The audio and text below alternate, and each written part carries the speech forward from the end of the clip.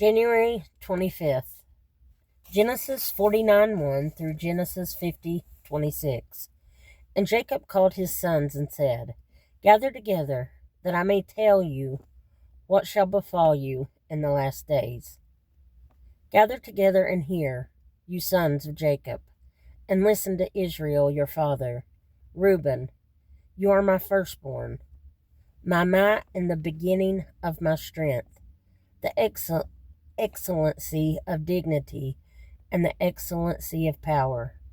Unstable as water, you shall not excel. Because you went up to your father's bed, then you defiled it. He went up to my couch. Simeon and Levi are brothers. Instruments of cruelty are in their dwelling place. Let not my soul enter their council. Let not my honor be united to their assembly. For in their anger they slew a man, and in their self-will they hamstrung an ox.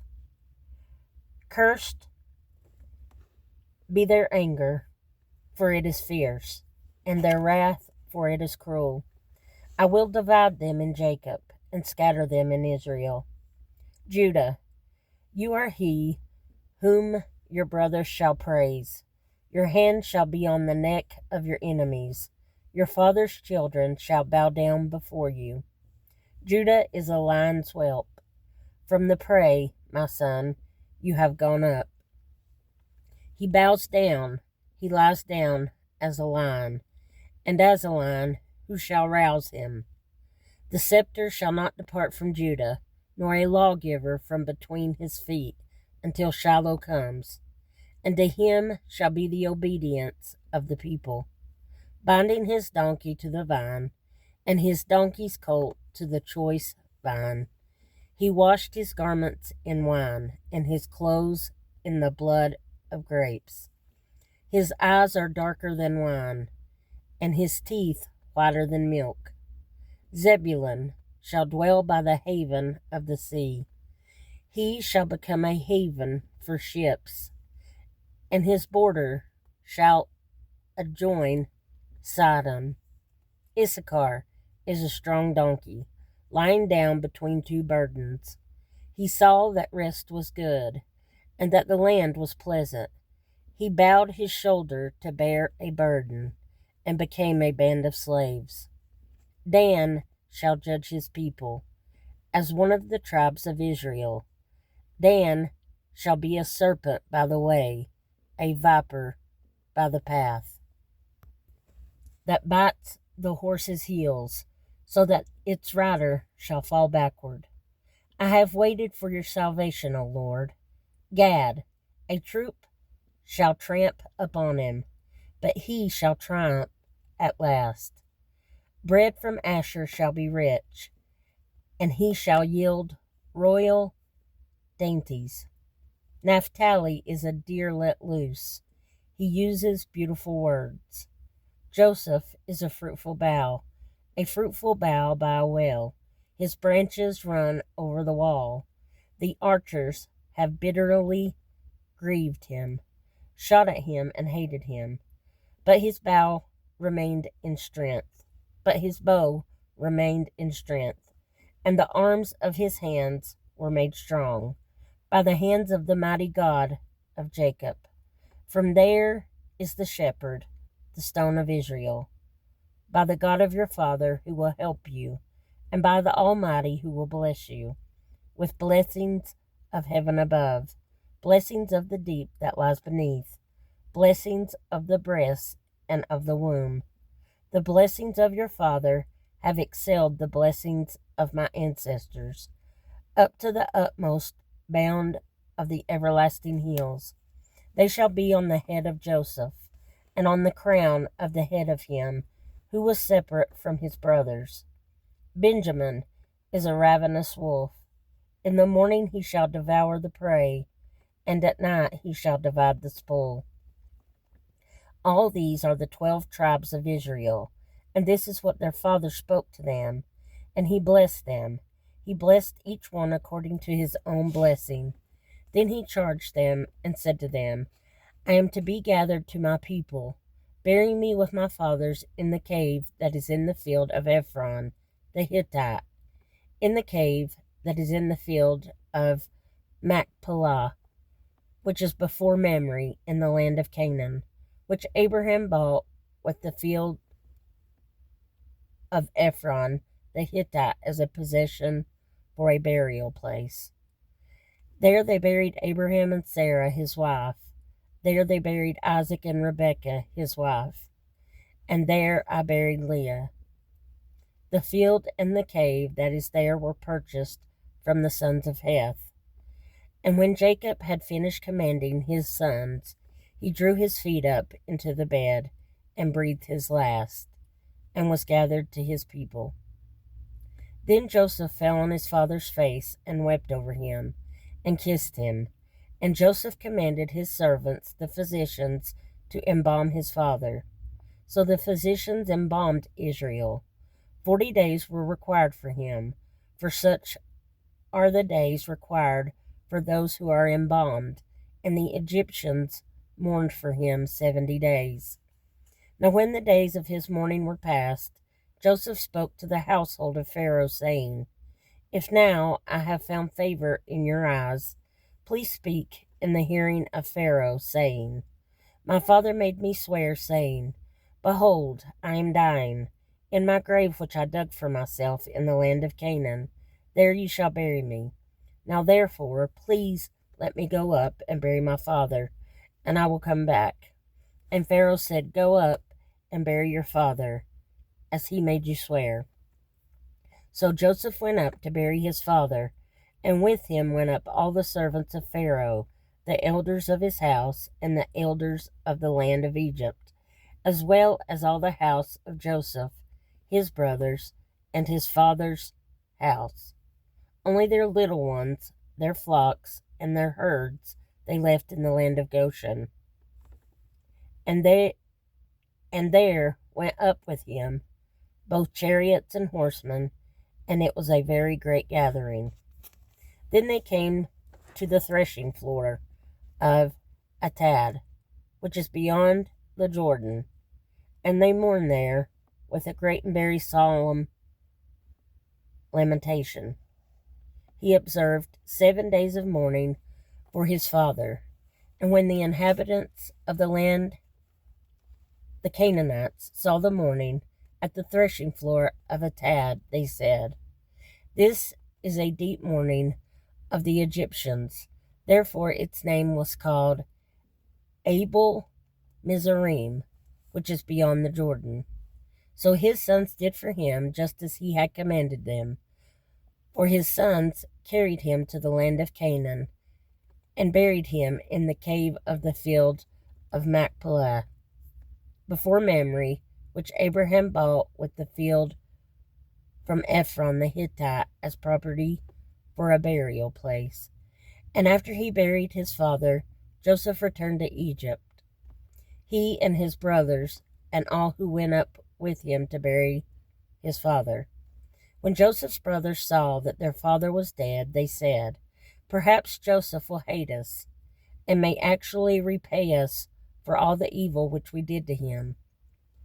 So they sent messengers to Joseph, saying, Before your father died, he commanded, saying, Thus you shall say to Joseph, I beg you, please forgive the trespass of your brothers and their sin, for they did evil to you.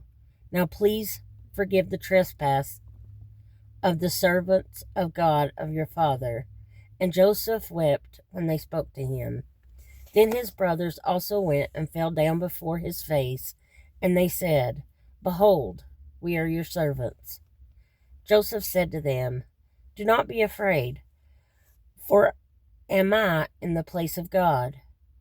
But as for you, you meant evil against me, but God meant it for good, in order to bring it about as it is this day, to save many people alive.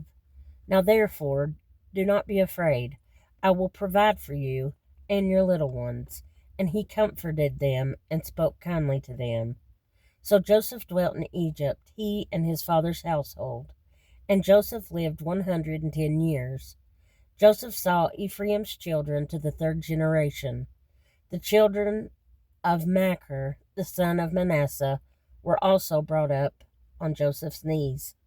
And Joseph said to his brethren, I am dying, but God will surely visit you and bring you out of this land to the land of which he swore to Abraham, to Isaac, and to Jacob.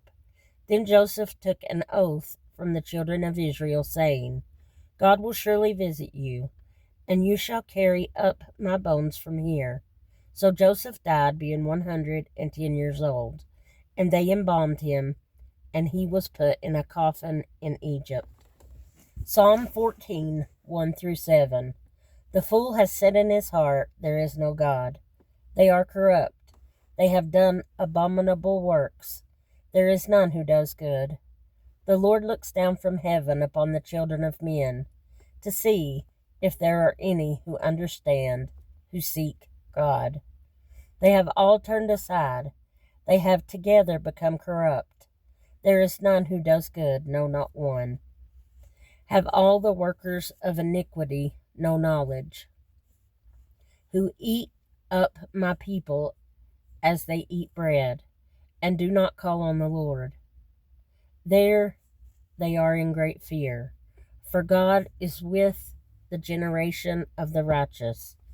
You shame the counsel of the poor, but the Lord is his refuge.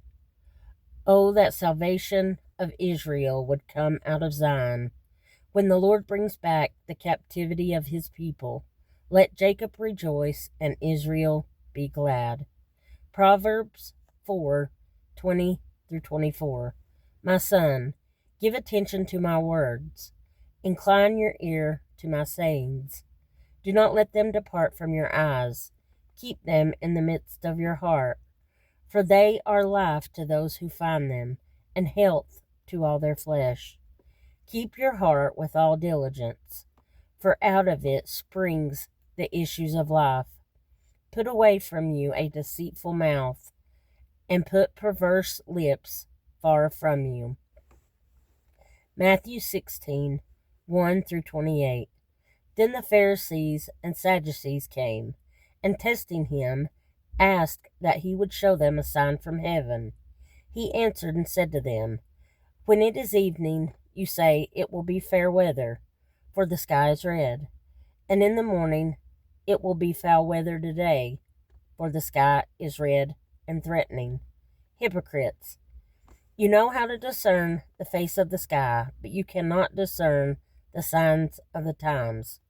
A wicked and adulterous generation seeks after a sign, and no sign shall be given to it except the sign of the prophet Jonah. And he left them and departed. Now when his disciples had come to the other side, they had forgotten to take bread. Then Jesus said to them, take heed and beware of the leaven of the Pharisees and the Sadducees. And they reasoned among themselves, saying, is it because we have taken no bread? But Jesus, being aware of it, said to them, O you of little faith, why do you reason among yourselves, because you have brought no bread? Do you not yet understand or remember the 5 loaves of the 5,000, and how many baskets you took up? Nor the 7 loaves of the 4,000, and how many large baskets you took up?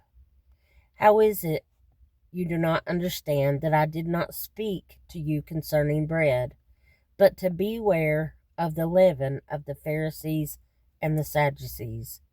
Then they understood that he did not tell them to beware of the leaven of bread, but of the doctrine of the Pharisees and Sadducees. When Jesus came into the region of Caesarea Philippi, he asked his disciples, saying, who do men say that I, the Son of Man, am? So they said, some say John the Baptist, some say Elijah, and others Jeremiah or one of the prophets. He said to them, but who do you say that I am? Simon Peter answered and said, you are the Christ, the Son of the living God. Jesus answered and said to him, blessed are you, Simon Bar-Jonah, for flesh and blood has not revealed this to you, but my Father who is in heaven. And I also say to you that you are Peter, and on this rock I will build my church, and the gates of Hades shall not prevail against it. And I will give you the keys of the kingdom of heaven. And whatever you bind on earth will be bound in heaven, and whatever you loose on earth will be loosed in heaven. Then he commanded his disciples that they should tell no one that he was Jesus the Christ. From that time, Jesus began to show to his disciples that he must go to Jerusalem and suffer many things from the elders and chief priests and scribes, and be killed, and be raised the third day. Then Peter took him aside and began to rebuke him, saying, Far be it from you, Lord. This shall not happen to you. But he turned and said to Peter, Get behind me, Satan. You are an offense to me, for you are not mindful of the things of God, but the things of men. Then Jesus said to his disciples, If anyone desires to come after me, let him deny himself, take up his cross, and follow me. For whoever desires to save his life will lose it, but whoever loses his life for my sake will find it.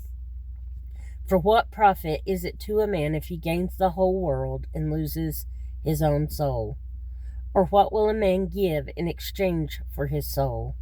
For the Son of Man will come in the glory of his Father with his angels, and then he will reward each according to his works.